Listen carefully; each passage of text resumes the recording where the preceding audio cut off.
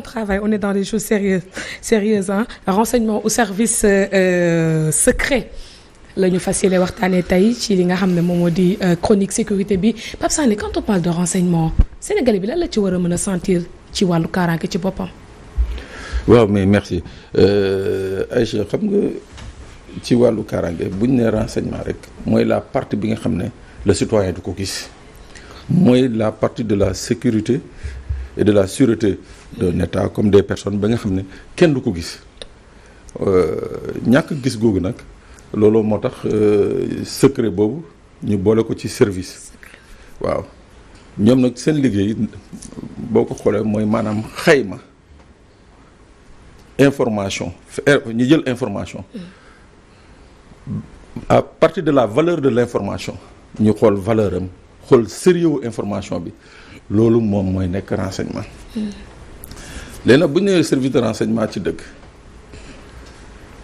day doon la nga xam ne day liggéeyal gouvernement mais bu liggéeyal gouvernement tamit day liggéeyal askan parce que day aar askan en même temps di aar gouvernement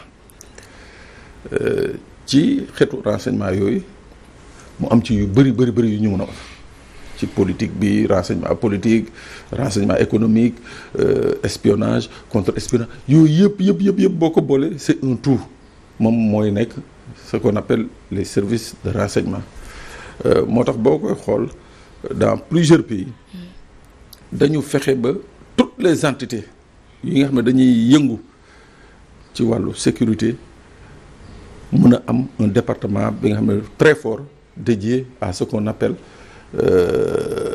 direction du renseignement moo xam douane moo xam police moo xam gendarmerie moo xam armée mais en tout cas tous ces services là dañuy am benn démembrement ba nga xam ne dañ koy wax service de renseignement mais nag ci kaw démembrement yooyu yëpp nag day am la ñuy wax centrale comme syndicaliste bi mu doon wax sànq centrale boobu nag moom ñooñu yëpp tous ces services là moom nag moo nekk seen clé de voûte waaw loolu boo gisee ñu koy def ci dëkk yi c'est pour éviter que kii di Seydina ak PEF di entrer en conflit au détriment des intérêts de l'État du Sénégal par exemple moo tax day am benn centrale ba nga xam ne moo nekk ci kaw moom mooy fexe di arbitrer entre les différents services ku ci nekk nag da nga am pàcc buñ la jox fii Sénégal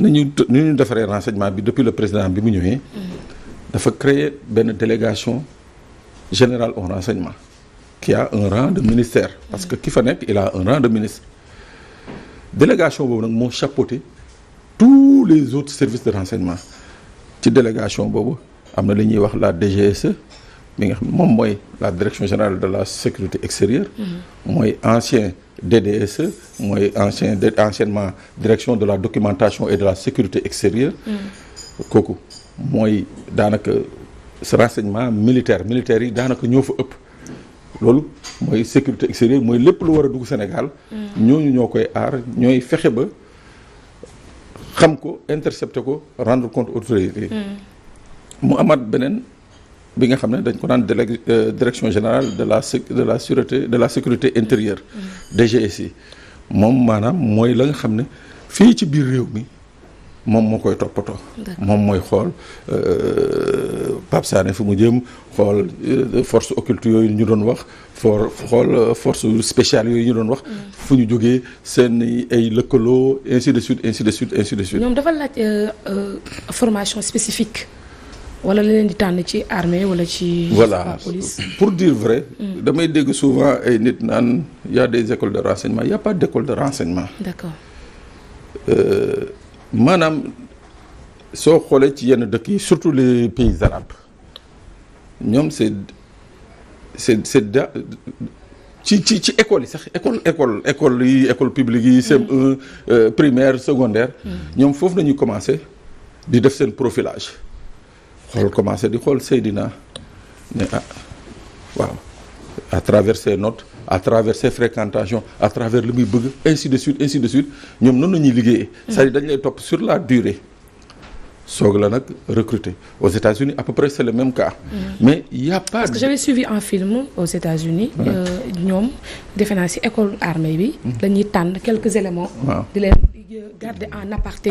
pour yokk ci ñoom yeneen xam-xam yoo xam ne après ñoom ñooy dem présidence. ñoom ñooy dem oui léegi nag am na formation yi c'est ce qu'on appelle les techniques.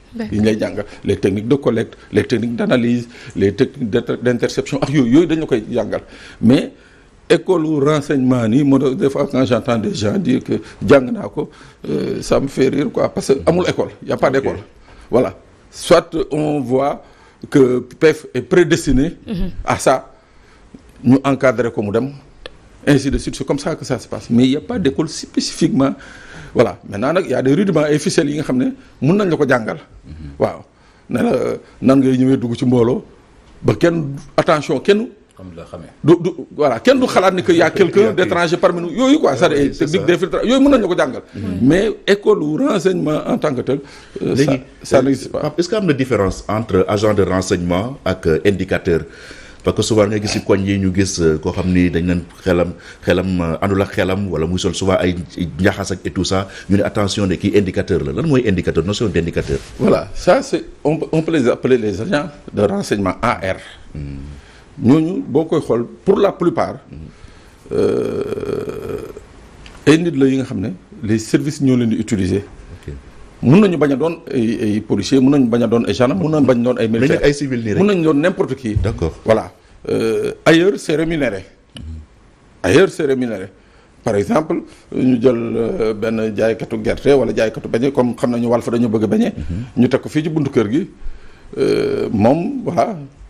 luy kii mooy Pape Sané ak PEF ak Seydina bu ñu génnee mu ñuy jaar ku ñuy waxal ainsi de suite moom loolu la fi nekkee waaw c'est ce qu'on a loolu mooy ay AR loolu c'est des AR quoi dégg nga mais wute na ak l'agent de renseignement entre guillemets l'espion waaw l'espion moom mooy c'est quelqu'un qui va à la recherche de l'information boobu mu fexe ba transformer ko en renseignement daal di ko rendre à sa hiérarchie su ko rendre à sa hiérarchie nag ñooñu ñoo ko yóbbu dans les instances de décision ñu xool lii nii lan nañ ko war a traiter.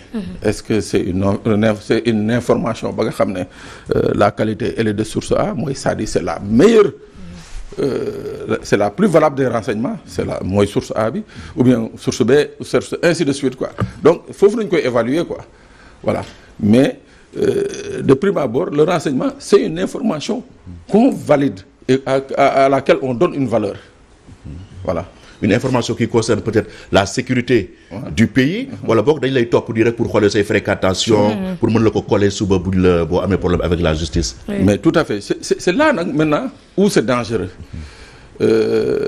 sànq baa doo lim les différents services de sécurité les services de renseignement yi am Sénégal ñaari services yooyu moo wax ce sont des services qui sont sous la coupe directe du délégué général au renseignement moom moo géré loolu mu am également ce qu'on appelle les services annexes comme le ministère de l'Intérieur la direction des renseignements généraux am na qui est placé au niveau du ministère de l'Intérieur mu am la direction du renseignement douanier mu am la direction du renseignement militaire DRM qui est placé au niveau des armées mu am le renseignement au niveau de la gendarmerie ainsi de suite yooyu yëpp nag boo ko jëlee mu nekk ay services de renseignement satellite c'est là maintenant où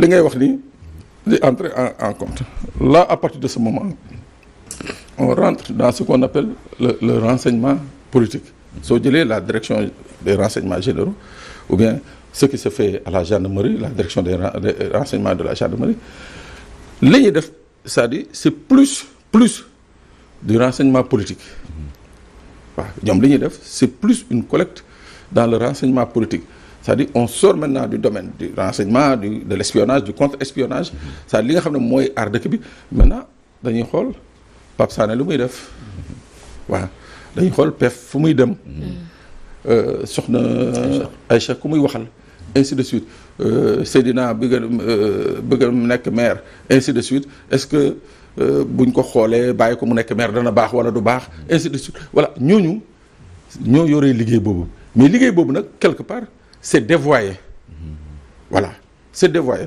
Moi, des fois, j'ai dit ici une fois lors d'une émission, j'ai dit les services de renseignement de partout dans le monde, c'est les plus grands menteurs, les plus grands manipulateurs. Ah bon? Non. Ku ñu bëgg manipuler, il te manipule. Ku ñu bëgg fen dañ lay fen.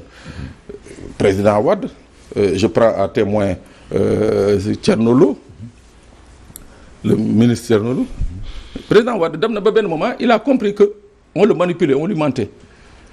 mu créer un service parallèle par rapport à ce qu'on lui disait de manière officielle. C'est-à-dire, par exemple... Mais tu as un intérêt. Oui, mais c'est comme ça. C'est-à-dire, ñoom ils te manipulent pour après venir être la solution de tes problèmes. Ok. Comprendre nga bu ñëwee ne la par exemple moytul Seydina il crée ce qu'on appelle des fiches sur Seydina. Créer des témoignages qui n'ont jamais existé, créer des personnages qui n'ont jamais existé, ñëw tegal ko njit li ne ko lii la Seydina nar. De facto Seydina est l'homme à abattre. te alors que ñoom la ñuy wax yooyu dara du ci dëgg mais après derrière ils viennent te faire comprendre que ñoom Seydina bi mën nañu ko gérer c'est-à-dire nous on peut gérer Seydina voilà moo tax je l'ai dit c'est les plus grands menteurs, c'est les plus grands manipulateurs ku ñu bëgg manipuler il te manipule. Wade à l'époque c'est ce qui lui était arrivé parce que da ngay gis ñu ne Pape Sané dañ ko war a nommer à tel poste. Les gens font l'enquête de moralité. On dévoile l'enquête de moralité. On ne dit pas la vérité à Wade. duñ ko dee Pape Sané mi voilà am na toolu yamba fële non il présente un Pape Sané nickel chrome. waaw. Il prend son décret en fonction de ça mu jàll. waaw. loolu c'est un peu pour ça j'ai dit que c'est des menteurs, c'est normal parce que quelqu'un qui est dans l'homme c'est normal loolu c'est leur existence.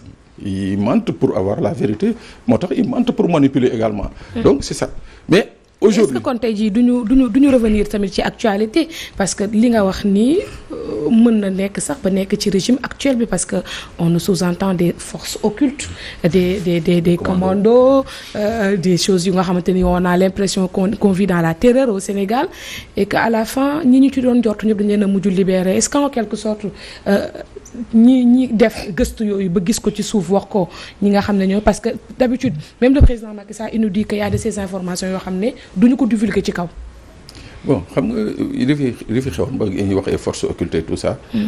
Il faut déjà comprendre une chose c'est pas sorti de la bouche de profanes.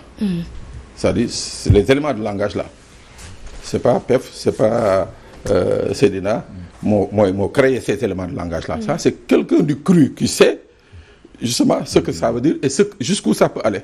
Ñun ñooy créer ces éléments de langage là donc pour parler de justement de cette manipulation. Mais ñoom aussi ils sont accompagnés par des services de renseignement. Mais tout à fait. Parce que ñoom gëstuwul ñoom dañ leen di indil ay données. Mais moom justement. waaw moo tax ma ne la ailleurs. Il y a depuis une dizaine d'années non 20 ans je vais pas dire ça fait 15 ans plus tôt en Europe on a imposé à tous les États membres de l'Europe de créer ce qu'on appelle des commissions nationales de contrôle des techniques de renseignement. C'est-à-dire pour qu'il n'y ait pas des abus.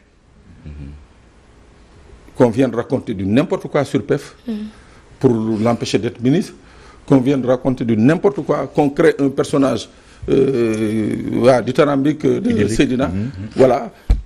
Parce que il y a des moyens ou des trucs qui ont été utilisés de manière illégale. Donc on a imposé justement pour le respect de la vie privée, le respect de la vie des gens, on a créé ces commissions-là, imposé quoi. Et ce sont ces commissions-là, jarul sax PEF di déplacé wu, ñoom ñooy woo PEF ne la voilà à tel moment il y a eu ça sur vous. On a considéré que c'était un abus. Voilà. C'est déclassifié. C'est détruit jeex na donc voilà. Mais service boobu est-ce que am na bu mel noonu Sénégal. Malheureusement il y en a pas au Sénégal. Tu vois il y en a pas au Sénégal c'est ça le problème c'est ça le drame. Je l'ai rappelé ici un jour je sais pas benn plateau loolu on était là. J'ai dit quand tu prends par exemple la loi sur les données personnelles. li ñuy wax ci l'installation des caméras de surveillance par rapport au domicile et par rapport au service public. Mais quand on met une caméra devant Walf, c'est en déphasage avec ce que dit la loi sur la protection des données. Parce que nous sommes un établissement qui reçoit, qui doit être protégé.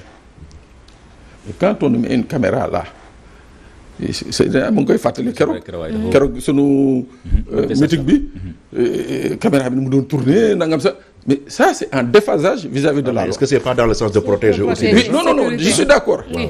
Je suis tout à fait d'accord. J'ai dit que ça peut-être. Mais xam nga cette caméra on l'aurait mis à l'angle là-bas. Cette caméra aurait bien fait son service.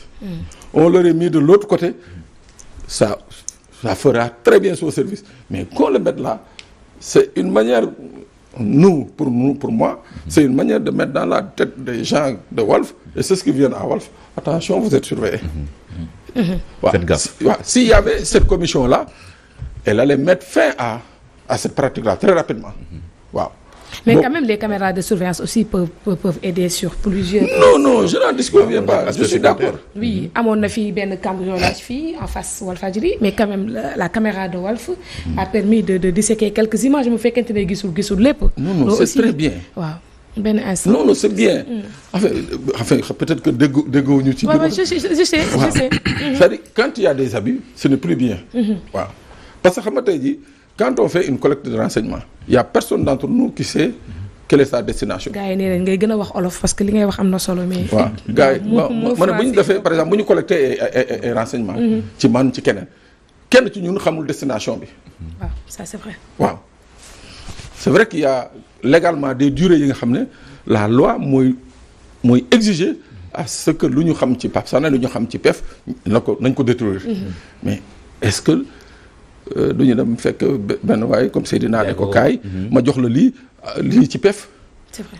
Est-ce que je sais pas si tu comprends un peu. Oui, bien sûr. Voilà. Mais c'est d'où l'importance pour que ñu créé woon benn école de formation boo xam dañ si jàngal agent de renseignement comme ça su ko defee ñoo xam ne renseignement dafa war am éthique dafa am déontologie mais par contre par rapport ak ni nga waxee nii dafa mel ni que les agents de renseignement bari na si ñoo xam daanaka amuñu éthique parce que boo dem ba war a renseigner président nga koy dévoyer di jox information yoo xam ne nii lañ ci jublu maanaam mooy fexe nit ki rek ñu fal ko te la nga wax si moom dara amu ci.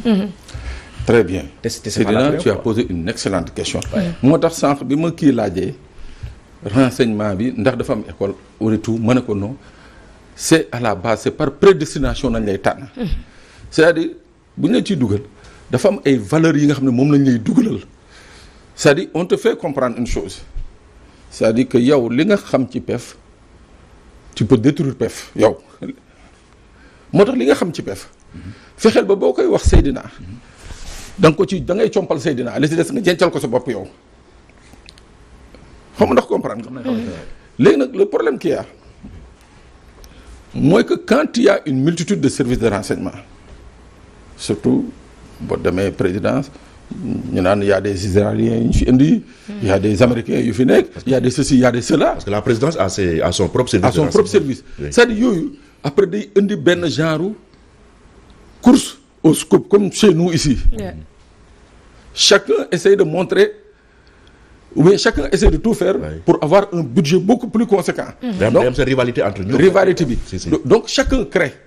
C'est là où c'est dangereux effectivement. Ouais. Mais à l'origine j'en connais des gens. Ils peuvent même te créer des ennemis. Mais ils sont d'une telle éthique. Un homme de renseignement pour nga toog di wax ak moom c'est pas possible. mais waaw mais non c'est waaw mais moom laa lay wax. day toog renseignement yi waxtaan ak ñoom. non c'est-à-dire mun ngeen wax de tout. mais ma ne la maanaam pour li mu xam. sa li nga xam ne moom jot na ci liggéey jot na ko xam jot na ko traité pour mu toog di ci wax c'est extrêmement difficile. léegi nag c'est pour ça que je dis que cette multitude cette foison de services yi nga xam ne doo xam ça vient d'où. waaw doo xam ça vient d'où. mooy par exemple je sais de source sûre que le président bu weesoo tous les services de renseignement yi nekk moom am na service su boppam ba nga xam ne c'est des gens qui étaient à la retraite et tout qu'il a repris teg leen ci côté mais ñooñu ils vont tout faire pour avoir plus de moyens que les services officiels xam nga ndax comprendre nga. C'est là où se trouve maintenant la manipulation. Quand les services officiels font leur travail convenablement te duñ ci gis njeexital duñ ci gis moyen de l'autre côté mu am ay gens yi nga xam ne ils sont dotés de moyens hyper puissants qui leur permettent de faire maanaam ñoom li ñu bëgg de faire le printemps et le beau temps donc foofu effectivement moo tax le problème d'éthique bi ngay wax day dellu si là à partir de ce moment il y a plus ce contrôle là mais par exemple dans un service de renseignement quelconque rattaché dans un ministère ou bien rattaché à la délégation il y a ce qu'on appelle des règles yi nga xam ne parce que doo bind rek wax rek mu dem il y a ça passe par des canaux les gens dissèquent, les gens regardent et consortent, vérifient encore ba jox ko justement ce que j'appelais tout à l'heure cette qualité de source A muy soog a remonter. Maintenant quand l'information n'a pas cette qualité de source A, elle n'est plus un renseignement, elle est juste une fiche d'information destinée au président de la République.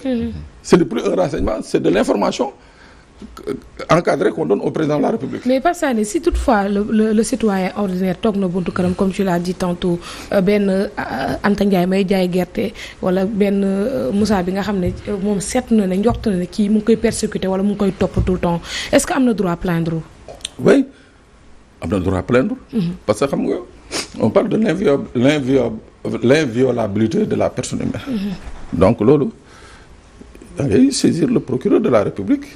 xamal ko ni que bon man sama lii mais pourquoi j'ai choisi ce thème précisément c'est par rapport à ce qui s'est passé ces 3 dernières années ba mu jur cette loi d'amnistie en fait pour dire que tey moi je pointe du doigt les failles et les tares des services de renseignement parce que je suis sûr d'une chose si les services avaient bien fait leur travail informer le président que bu ñu laalee lii wala bu ñu defee lii dana jur lii je suis sûr et certain que on n'aurait pas mis le président dans cette position où à quelques jours de la fin de son mandat qu'il soit obligé de passer outre la douleur des familles aller vers un leen yow tey un état comme Israël yoo xam nga c'est pas pour rien ñu koy l'état policier premier bombardement 7 octobre bu jógee Hamas daf leen bett.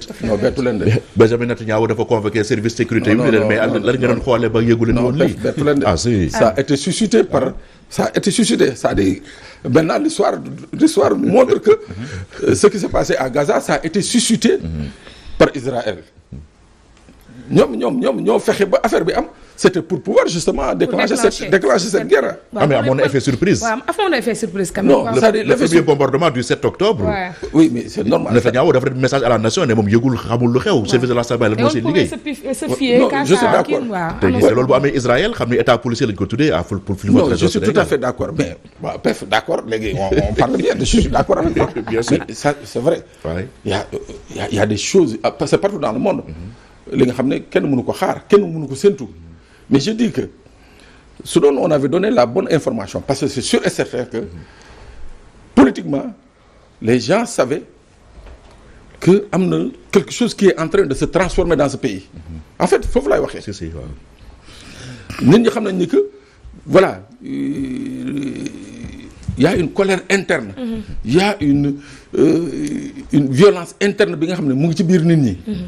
foofu laay wax mën na exploser à tout moment. Oui. C'est-à-dire moom laa wax si on avait donné parce que c'est ça le rôle du service de renseignement c'est faire en sorte que kii nga xam ne mooy décider am les moyens nécessaires pour décider waaw les moyens de décider xam ndax tel jour war nañu def lii tel jour war da nga koy xool des fois ñu war a yokk benn affaire wala war a def jël benn décision mais qu'est-ce qu'on fait dañuy génn lancer benn balle de sonde.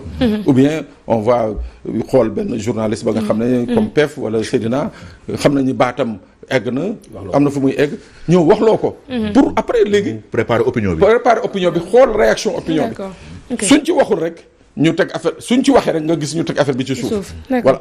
loolu lay wax ballon de sonde. waaw est-ce que renseignement mën na dem sa ba écoute téléphonique. Oui. parce que tey Sénégal koo woo téléphone rek da naan woo ma WhatsApp parce que wóorul. Mais je l'ai dit ici même WhatsApp bi les gens ont réussi à craquer fan yii passé le congrès des États-Unis le congrès des États-Unis a intimé l'ordre à l'entreprise NSO l'entreprise israélienne que les systèmes de craquage yi ñu craqué woon les données de WhatsApp nañ ko delloowaat WhatsApp. dans les plus brefs délais. Donc pour dire que WhatsApp nangam sangam WhatsApp ça du garanti. Il y a pas de garantie. mën nañ la fa déglu. Les gens écoutent, c'est-à-dire que et puis l'État là. D'accord. Qu'on le dise depuis 2012 Macky a tellement investi parce que le problème mooy li ma doon wax sànq dañ lay manipuler dañ lay fen matériel bu ñu gis high note ñu ñëw ne la non président voilà nangam sagam lii. on achète et c'est des budgets conséquents yi nga xam ne. du jaar assemblée nationale ce n'est ni voté c'est secret défense. Voilà, les gens font avec tout ce qu'ils veulent. Donc c'est ça le problème justement de ces services de renseignement. Donc les écoutes téléphones c'est ce qu'on appelle les interceptions. C'est leur fort. En tout cas jaajëfal bu baax a baax.